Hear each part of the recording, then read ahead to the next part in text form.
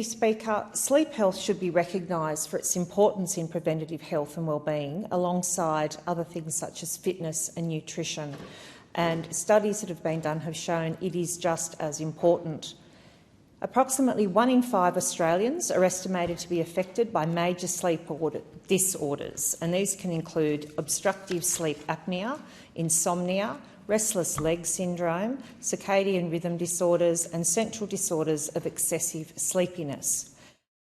The question is that the motion be agreed to, and I call the member for Hughes. Thank you, Deputy Speaker. I rise to speak in favour of this motion brought by the member for Macarthur, and I thank the honourable member for bringing this important issue about sleep health to the Parliament. And overall, I thank the member for all of the work that he does as chair of the Standing Committee on Health, Aged Care and Sport, where I am privileged to serve with him. So I thank him. Deputy Speaker, sleep health should be recognised for its importance in preventative health and wellbeing, alongside other things such as fitness and nutrition.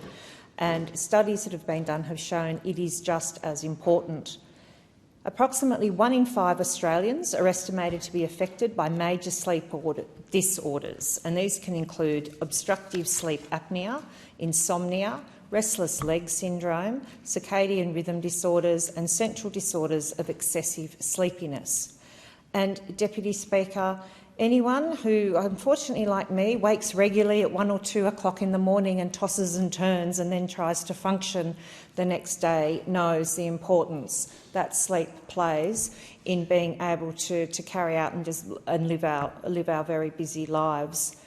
As well as the immediate effects of fatigue, sleep disorders may also contribute to other health conditions, and these can include diabetes, obesity, mental health and cardiovascular disease. Other causes of sleep deprivation include work-life challenges, excessive screen time, as well as poor mental health. So, Deputy Speaker, it is essential to promote sleep as the foundation of ensuring positive health and wellbeing outcomes in combination with good nutrition and healthy exercise. Deputy Speaker, I do note that the House Standing Committee on Health, Aged Care and Sport in 2019 was tasked with inquiring into and reporting on sleep health awareness in Australia.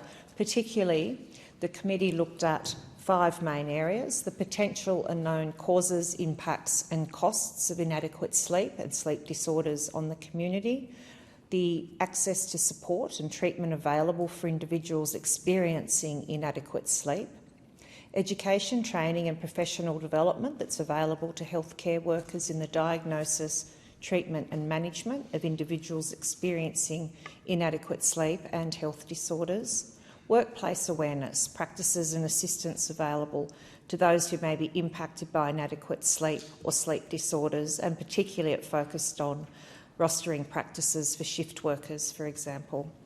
And finally, the inquiry looked into current national research and investment into sleep health and sleeping disorders. And, Deputy Speaker, the final report made 11 recommendations to the Australian Government in relation to national health priorities, guidelines for workplaces, the MBS, the Orphan Drug Program, market competition, research, the role of GPs and specialist treatment, community awareness, and particularly with vulnerable groups. And overwhelmingly, though, the committee recommended that the government prioritise sleep health as a national priority and recognise its importance to health and wellbeing, hand in hand with fitness and nutrition. And I am pleased to say that the government did respond in August 2023 and has adopted in principle or in full most of those recommendations. And I do commend the Minister for that decision. Deputy Speaker, when in government, the Coalition did introduce the National Preventative Health Strategy, which aimed to provide more balance to the health system by enhancing the focus on prevention.